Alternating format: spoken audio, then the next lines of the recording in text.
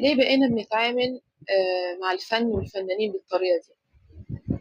يعني إحنا كنا زمان لمّا كان بس هو التلفزيون اللي بيجمّعنا ما كانش في نت ولا حاجة، لمّا كنا بنشوف فيلم حلو بيعجبنا بنقول تمام، ولو في حاجة مش عاجبانا بنقول إيه اللي مش عاجبنا في الفيلم وكده، وطبعًا بنشوف الكلام دوّة بعد ما يكون الفيلم نفسه نزل في السينما.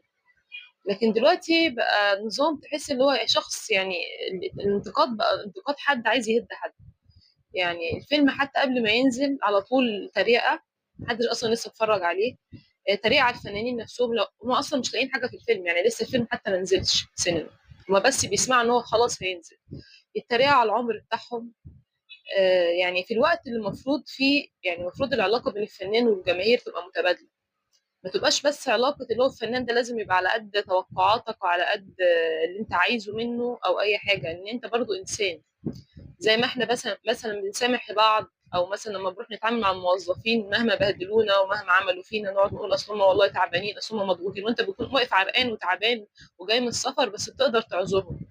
لكن الفنان اللي هو بيقول أنا عايز أبسط الناس الناس يعني أو حتى بيأدي شغله والدنيا وقفت معاه شوية أو ظروفه ما عادتش زي الأول، لأ إحنا بدل ما نقف جنبه ونقول له أنت يعني بحق اللي هو ضحّكنا كتير وأسعدنا كتير وقدّم لنا قِيَم فنية كتير.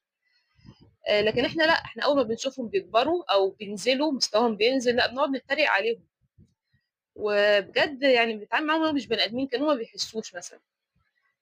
لو ما عرفناش نتريق عليهم نقعد نتريق على عمرهم، أنت كبرت، أنت خلاص اقعد، يعني حتى كمان لمّا ربنا بيهديه ويقاوم الإحباط اللي إحنا بنعمله له ده، لأ إحنا بنقول له اقعد في البيت خلاص أنت راحت عليك، أنت ما عدتش تنفع في الأدوار دي، مع إن المفروض يعني علاقة متبادلة بين الجماهير والفنانين، ان احنا المفروض لما يبقوا مش كويسين ندعمهم، نقول لهم انتوا فنانين جمال جامدين جدا، خاصه ان احنا عارفين ان هم فنانين اقوياء، زي الفنان مثلا محمد هنيدي، زي مثلا الفنان العظيم احمد بدير. طبعا هم من اجيال مختلفه بس انا بتكلم يعني ما نسال عليهم. طيب يعني محمد هنيدي بيحاول.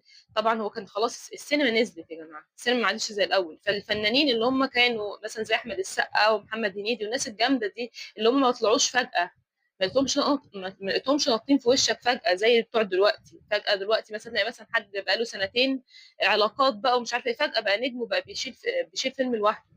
لكن حد مثلا لو انت راقبت التاريخ بتاع الفنان محمد هنيدي ولا احمد السقا ولا طارق لطفي والناس الجامده دي، الناس دي بادئه تقريبا من 30 سنه، من بدري يعني تقريبا، عشان بس يطلعوا في لقطه قعدوا وقت طويل جدا. يعني حتى انت ممكن تاخد النموذج ده عشان خاطر تعلم اولادك اللي هم لازم يسعوا، وان طريق النجاح طويل، ولازم في الطريق ده تتعلم حاجات كتير. فالناس دي احمد السقا، محمد هنيدي، الناس دي روح هتشوفها مثلا طالعه في لقطه مثلا في فوازير بتاعت شريهان زمان، طالعه في لقطه مش عارفه في ايه فين، لما مثلا عدى مثلا 15 سنه بعد كده ابتديت تشوفهم سنه مثلا 2001 ابتدوا مش يشيلوا فيلم، ابتدوا مثلا يبقوا مثلا محمد هنيدي مع اشرف عبد الباقي يشتركوا مع بعض، احمد السقا مع محمد هنيدي يشتركوا مع بعض، فعملوا طبعا حاجات جميله زي صعيدي في الجامعه الامريكيه، زي صاحب صاحبه، والحاجات اللي هي ضحكتنا وكانت افيهات، وقعدنا احنا كمان بعد كده مكملين الافيهات دي بنقعد بقى نضحك بعض بيها. فهم مش بس اسعدونا، هم بس وقدموا لنا قيم حلوه. لا هم كمان ضحكونا وخلوك انت حتى كمان لما حد يكون قدامك تتضايق انت من غير ما تحس، تاخد الافيهات دي وتقعد تضحكوا بيها. فالناس دي بتاريخها الطويل كله، وشوفوا يعني مشوا في طريق طويل قد ايه، باجتهاد قد ايه عشان يوصلوا بس ان هم يعملوا فيلم، وبعد كده يحاولوا يحافظوا على النجاح ده لما الدنيا تقع، لما السينما تقع، لما كل الحاجات دي. يعني الشغل في السينما غير الشغل طبعا في التلفزيون، فلما الحاجات دي كلها تقع المفروض نقف معاهم، نقول لهم يا جماعه احنا عايزين نشوفكم، نساعد. يعني طبعا الموضوع بقى فيه فساد في الفن طبعا. انا عارفه الناس هتروح في دماغها في فكره ايه ده هم راجل وست مش عارفه ايه، يعني بيروحوا في الحته دي. وطبعا تشويه الفن شغال على ودنه، ان طبعا مش للاسف الناس الشيوخ اللي مش محترمين والناس المؤثرين اللي على النت مش محترمين بيحاولوا، مش عايزين حد يبقى مؤثر غيرهم. يعني طبعا كان المؤثرين زمان هم الفنانين، هم اللي كانوا ماسكين، احنا كنا بنشوفهم في التلفزيون ما كانش في نت. دلوقتي النت كمان لا، في بقى عندك شيوخ وعندك ناس مؤثره ما اعرفش جايه منين. آه يعني هم بيستظرفوا، يعني دمهم خفيف اصلا. فهم ولا دخلوا فن ولا دخلوا سينما ولا دخلوا اي حاجه، بس عندهم الجرأه وعندهم العين انهم يقعدوا يتريقوا على الفنانين اللي هم بقالهم تقريبا دخلوا معهد سينما وتعبوا، واللي جاب امتياز وذاكروا وفين لما وصلوا. فمش عايزين حد يكون ماسك المكان بتاعهم، مش عايزين حد يأثر على الجمهور غيرهم. فبقى الموضوع بقى ليه كذا كذا دايره يعني. فطبعا انت بدل كشيخ مثلا، لو شيخ محترم انت المفروض هتنصح الناس في الجامع نصيحه تتمنى ان الفنان يعمل النصيحه اللي انت بتقول عليها دي. مش قصدي طبعا النصيحه اللي هو انت بتطبق افكارك الغريبه، لكن انا بتكلم على مثلا احنا ايه اللي ناقصنا في الشارع مثلا، ان مثلا بتلاقي السرقه كتير، التجار كتير بيسرقوا، والناس بيروحوا يشتكوا للشيوخ من الحكايه دي، احنا بنشوف كذا بنشوف كذا بنشوف كذا. فممكن الشيوخ يبقوا صوت، بدل ان هم يتعاملوا مع الفنانين بشكل عدائي وانتوا هتاخدوا الكاميرا مننا، لا يبقوا صوت للفنانين دول، يقولوا طب احنا محتاجين كذا، اتكلموا عن موضوع كذا. يعني اعمل اللي عليك على الاقل كشيخ. ما انت اكيد مش هينفع تشتغل ممثل وهتخش معاد السينما، يعني الموضوع ده مفروض على ايام زمان يعني، على اساس ان هم دلوقتي اللي شغالين دلوقتي ممثلين قوي الجيل الجديد، المفروض دوت مش اي حد بيعرف يعمل كده، انه دراسه. فانت المفروض بتتعاونوا معاهم. المهم نرجع لموضوعنا. فاحنا المفروض مثلا لو الفنانين دول غابوا نسال عليهم، ده الطبيعي يعني. زي ما احنا، انا بتبسط قوي زمان لما احنا كنا اطفال صغيرين، او يعني كنا في ثانويه عامه يعني، كنا مثلا لما نروح الكليه نسال على المدرسين بتوعنا، ما فيش مصلحه بس نوع من انواع ان احنا فاكرينكم.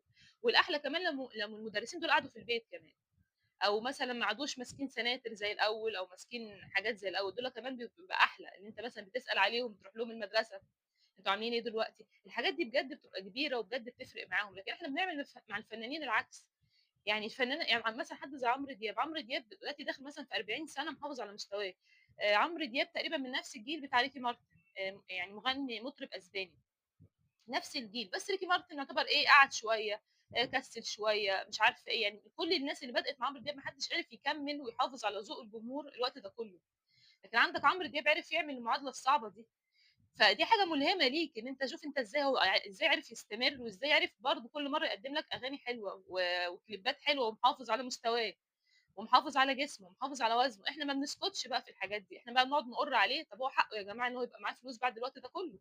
ما هو مش ما طلعش مثلا بين يوم وليله، يعني بقى له سنين طويله بيكافح ولازم بيصرف على مظهره.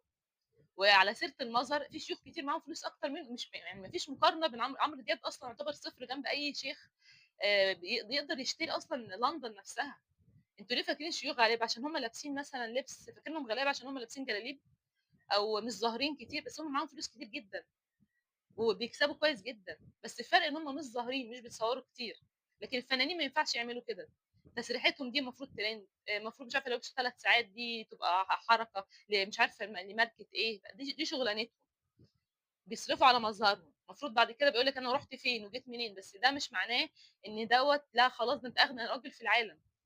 فننسى اعماله ونقعد نقر عليه، انت عملت ايه، انت معاك فلوس قد كده. فاحنا لو عايزين نقر بقى خلاص الموضوع مزنوق معانا قوي يعني. وطبعا الحسد والحقد ده حرام. المفروض الناس اللي انت بتغير منها دي تحاول تخليها تلهمك. يعني عمرو دياب انت مثلا غيران ان هو محافظ على وزنه، بدل ما تقول له يا حاج وتحاول تحبطه وتنزله وتبقى عامل زي شياطين الانس كده، اللي هو انت كبرت. ما اكيد في شياطين الجن بيقولوا انت كبرت، ما تقعد، اقعد بقى. لكن انت المفروض كانسان طبيعي، المفروض مش هتعرف تشجعه على الاقل، خد منه هو ازاي محافظ على وزنه كده، بياكل ايه، انت بس انت شايف النتيجه. طب هو بياكل ايه، طب هو محافظ، طب هو بيلعب رياضه ايه، ازاي عارف يلتزم. طبعا انا عارفه الحاجات دي كلها، هو اصلا بيروح بياكل احلى اكل. الشيوخ برضو كده، الشيوخ اللي هم طبعا ما بيبتوش ربنا بيكسبوا كويس جدا. يا جماعه متاخرين جدا لو انتوا فاكرين ان الناس اللي طالعه لكم دي بشكل عفوي. الشيوخ دول عيني غلابه. الدين ده تجاره وبيكسب حلو قوي على فكره. يعني انت، انا هقول لك هتودي عيالك هندسه ولا تودي عيالك طب، لا، خليه كده يبقى شيخ ويفتي ويهري في الدين زي ما هو عايز. والناس كلها عايزه تبقى متدينه وعايزه يبقى شكلها متدين، فهيروحوا لهم. يقعد بقى يقول لك اي حديث مثلا الناس كلها متفقه عليه وكلنا متجمعين حواليه، لا هو يقول لك على فكره الحديث ده كله غلط، تعالى لي انا بقى. ما تحتفلوش بالمولد النبوي، تعالى لي انا بقى. إيه ليه ما بنحتفلش بالمولد النبوي ليه؟ اقول لكم طب احنا عايزين نحتفل، لا هتاكلوا ملبن هتاكلوا كذا. وفي شيخ تاني يقول لك لا تاكل، تقريبا هو بيقولوا لكم تاكلوا الحاجات هم بيحبوا ياكلوها، يعني هي دي الحلال والباقي حرام. ماشي. فانت احنا هايصين. فالموضوع بقى تجاره حلوه وبتكسب يعني. ماشي، ويتقي ربنا يكون احسن. فيا ريت فيا ريت تاخدوا الغيره دي في حته حلوه. يا ريت نتعامل مع الفنانين، الناس اللي هي ليها فضل علينا، يعتبر الفنانين دول زي المدرسين. بس المدرس بيقول لك مثلا اعمل كذا، ما تعملش كذا بشكل مباشر وواضح، هو قدرته يقدر يعمل كده. وطبعا شكرا لكل المدرسين اللي كانوا بيعلمونا اخلاق وبيعلمونا كل الحاجات الحلوه دي. الفنان ما بيعملش كده، الفنان بيروح يحفظ نص ويشوف هيعرف يجذبك ازاي عشان تنتبه له وما تسرحش منه، ويروح يدور على افيهات ويشتروها، ويعملوا حاجه خارج التوقعات عشان تضحك. عشان كل ده بقى يقول لك انت المفروض تبقى كذا، المفروض تبقى صادق، المفروض تبقى صاحب صاحبك، المفروض يبقى عندك اخلاص، المفروض الكبار بنتعامل معاهم كذا. يعني انت صاحب صاحبه ده مثلا، انت ضحكت، بس انت لو ركزت يعني، وقيمه الضحك دي قيمه كبيره. يعني احنا طبعا شفنا في كورونا الضحك نفسه كان علاج اكتر من الادويه نفسها. يعني يقول لك ما تاخدش دواء، خد لو روح اضحك دلوقتي، روح دلوقتي اضحك، حاول تطلع باباك من اللي هو فيه، لان الضحك هو اللي هيخليه احسن. فالضحك وصل للمرحله دي، الناس كلها عرفت قيمه الضحك في كورونا، وكل الناس عرفت قيمه المسرحيات والحاجات الجميله دي. طبعا يعني الله يرحم سعيد صالح والناس الجميله اللي قدمت لنا حاجات جميله، ويدي الصحه وطول العمر لعادل امام والناس اللي كانت بتحترم فنها دي وكانت بتضحكنا. يعني حتى لو فيلم ما راحش بيك في اي حته، بس انت ضحكت واتسليت، ده مهم. انت شوف هموم الدنيا دي عامله ازاي، احنا مش محتاجين تقريبا حد يضحكنا، محتاجين يبقى في رقاصه في قلبنا والله. طبعا انا عارفه رقاصه يعني محتاج فعلا كل حاجه تاخدها بضحك، كل حاجه تاخدها بهزار. مش بقول لك انت يعني الدنيا ما تروحش في استهتار بمشاعر الناس، او انت ما تشوفش شغلك باستهتار. احنا بنعمل العكس، يعني بنعمل شغلنا باستهتار وكل حاجه، بس وقت الضحك بنبقى وقورين جدا وبنبقى جادين جدا، وبنقعد نقول اصل مفيش، ده ما بيضحكنيش على فكره، ده ما بيضحكش على فكره، انت بقى اللي ظريف ودمك سكر يعني. وتروح سينما عشان تضحك تلاقي ناس في ظهرك كده غتيته تقعد تقول هي هي هي هي. طب انتوا جايين ليه؟ يعني طبعا والفكره هم عايزين يلفتوا الانتباه، لا ما تبصوش لهنا، تعالوا بصوا لي. طب انتوا حاضرين ليه ودافعين تذاكر؟ مش فاهمه. المهم يعني، تمام. فيا ريت عرفانا بالجميل نسال عن الناس دي. ما فيش عرفانا بالجميل احنا حاقدين عليهم، وهم اصل هم فلوسهم دي حرام. طبعا انا عذره والله كل الناس اللي رايحه مع الرايجه دي، طبيعي مش هيبقى ليك تفكير خاص بيك. طبيعي ان فعلا الناس دي شاطره جدا. يعني الناس اللي هي الشبكات الالكترونيه اللي عاملينها شيوخ باشكال مختلفه، مش بشكل شيوخ بس، والهجوم على اي حد مؤثر غيرهم. برضو بتوع الطاقه برضو بيهاجموهم. هو برضو اي حد هيأثر على الناس غيرهم، لا ما تسمعش غيري، انا بس اللي هنا. فطبعا بيسحلوك معاهم، انت بتشوفهم في كل حاجه. يعني بتشوف حتى كلامهم وافكارهم. الفنان دوت قليل الادب، فيجيب لك لقطه اللي هو ده فعلا دليل الادب، ازاي كنت بحب الفنان ده. يجيبها لك بقى في شكل شورتس، يجيبها لك في شكل حته من الفيلم. شوف الحته اللقطه الخارجه دي، فيلم كله يكون عميق وبيتكلم على افكار كتيره مهمه وكده، بس هم شافوا اللقطه دي. متحرشين، معظم الشيوخ دول متحرشين. وانا قلت ان هم متحرشين، ومع ذلك الناس كدبتني، ومع ذلك طلعوا هم نفسهم يقول لك حقوق المتحرش. يعني جمعيه حقوق المتحرش، اللي هو انت تتحرش باللي قدامك، يعني لو لبست كذا تتحرش بيه يعني صراحه يعني. فمش عارفه مستنيين منهم ايه اكتر من كده. المهم ما اعرفش، هو بيستفزوني. المفروض دلوقتي بتكلم في موضوع واحد بس بجد بيستفزوني في كل فيديو. يعني لازم بحس هما طالعين لي كده. لان بجد حاسه ان هو ندالة قوي، ندالة قوي مننا، اللي هو ايه ده. يعني الناس دي ناس كتيره، مثلا الفنان احمد بدير طلعت والله انا عايزه ابسط الناس، يقعدوا يذاكروا عشان يعملوا اللقطه، لا دي مش بالطريقه اللي انا عايزها، يقعدوا في اوضه لوحدهم، لا اعملها تاني. الناس دي كلها لما تغيب كده عننا عادي، مش نسال عليها. وطبعا المفروض يعني جهه فنيه ووزاره الثقافه، المفروض الناس دي بيبقى ليها تقدير كتير عن كده، المفروض نشوفها اكتر. مش لازم يبقى الموضوع شغلهم معتمد على العلاقات، ومعتمد على مجامله المنتج وعلى نفسنا وعلى الشغل اللي هو بقى بيحصل. يعني زي ما في فساد، وده قصدي بالفساد اللي في الفن، زي ما في فساد في كل حاجه، هو ده الفساد اللي في الفن. يعني تلاقي اي حد على حسب علاقاته بيطلع، حد مالوش عندوش اي موهبه ولسه طالع اصلا من اول امبارح، فجاه بقى بيشيل فيلم لوحده. فده من ضمن الفساد. فانا بقول لك انت ليك تاثير ليه؟ لان النت ده بيوجه. فطبعا ناس كتيره بتلاقي زي مثلا عبله كامل المفروض سابت الفن، اللي هم طبعا شيوخ كتير بيعتبروا الفن ده دعاره، مع ذلك عشان هي اتحجبت فمشيت على حسب اللي هم عايزينه. وناس طبعا تقول اصل حسب اللي ربنا عايزينه، ماشي ماشي، بس هم ليه بيعملوا لها دعايه؟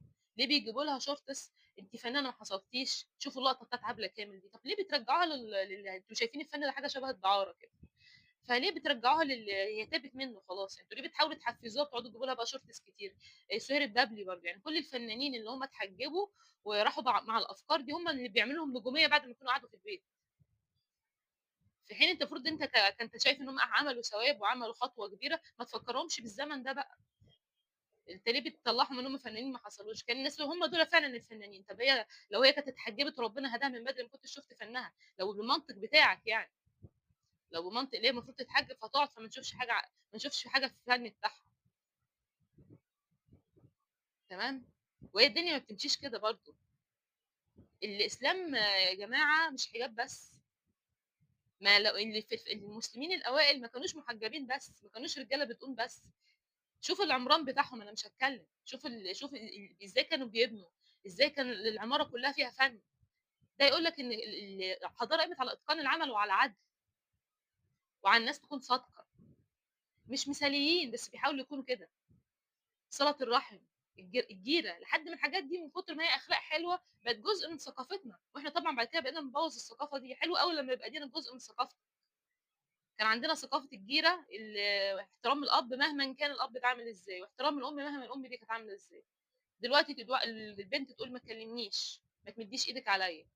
مش بقول طبعا الام تضرب عيالها او حاجه كده، بس اللي هو العيال بقت عندها جرأه على ابوها وامها بشكل مش طبيعي يعني. والعكس، وامهات كتيره طبعا مريضه نفسيا وابات كتيره مريضه نفسيا، بس مع ذلك زمان الاحترام ده امي وابويا هم اللي خلفوني فبحترمهم. مفيش حاجه اسمها انت ما بتتكلمش معايا. وطبعا الثقافه دي برضو بقت طالعه في الافلام مين والى يعني. تمام. فيديو كل شويه بيسحلوني معاهم الشيوخ والله، يعني الافكار بتاعتهم بجد بتستفزني. ومهم، لو عجبكم الفيديو لايك وشير وشكرا.